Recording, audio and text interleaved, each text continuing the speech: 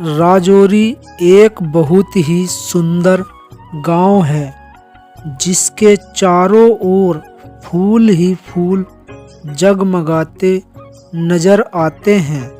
उस गांव के प्रत्येक आदमी का कर्तव्य है कि अपने गांव में साफ सफाई का विशेष ध्यान रखा जाए।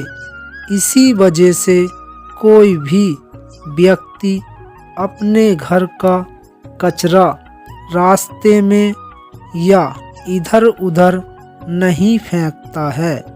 उस गांव के चर्चे चारों ओर फैले हुए थे, फिर भी उस गांव में कोई भी व्यक्ति दिन या रात में अकेले नहीं आता जाता था।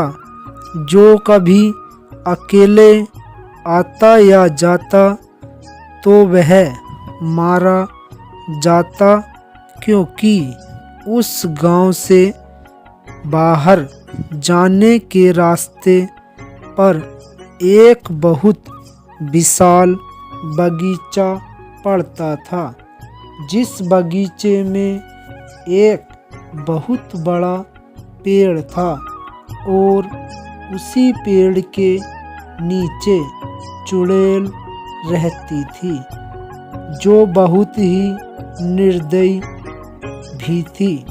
बच्चा हो या जवान या बूढ़ा, सभी को मारकर खा जाती थी। इसी वजह से वह और भी डरावनी कहलाती। एक दिन की बात है, रामू और उसका छोटा लड़का, जिसका नाम गोपाल था, अपने गांव से बाहर गए। उन्हें शहर तक जाना था।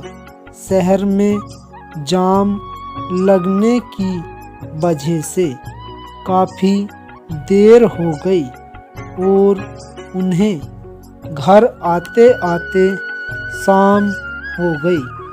वह डरते डरते गोपाल ने अपने पापा से कहा, पापा पापा, मुझे तो बहुत डर लग रहा है, कहीं चुड़ैल मिल गई तो क्या होगा।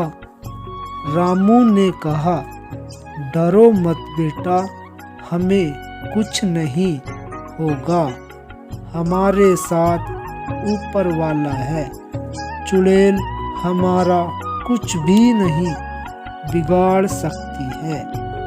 ऐसा सोचते सोचते दोनों उसी जंगल से जा रहे थे। जब वे दोनों उसी वृक्ष के पास पहुँचे तो वह चुड़ैल कहीं भी नजर नहीं आती है। इस पर रामू कहता है, देखा गोपाल, आज चुड़ैल भी नहीं है, चलो चलो जल्दी यहाँ से भाग चलते हैं, नहीं तो चुड़ैल आ जाएगी। दोनों जल्दी जल्दी भागने लगते हैं और तभी चुड़ैल भी आ जाती है। जब चुड़ैल उन दोनों को भागते देखती है तो वह कहती है, आज बड़े दिनों के बाद मानव मांस खाने को मिलेगा। छोटे बच्चे को तो मैं कच्चा ही चबा जाऊंगी। हा, आज तो आनंद ही आनंद है। और चुड़ैल उन दोनों को उड़कर आगे से घेर लेती है और कहती है, रुक जाओ, अब भाग कर क्या करोगे, अब तो तुम्हें मरना ही होगा। उधर गांव में उन दोनों को ढूंढने के लिए सारा गांव परेशान था और ढूंढते ढूंढते उसी बगीचे तक आ जाते हैं और क्या देखते हैं कि चुड़ैल ने दोनों को घेर रखा है। गांव वालों को देखकर चुड़ैल कहती है, अरे बाप रे, अब तो ये मुझे मार डालेंगे, यहाँ से भागने में ही फायदा है। रामू और गोपाल गांव वालों को देखकर बहुत खुश हो गए।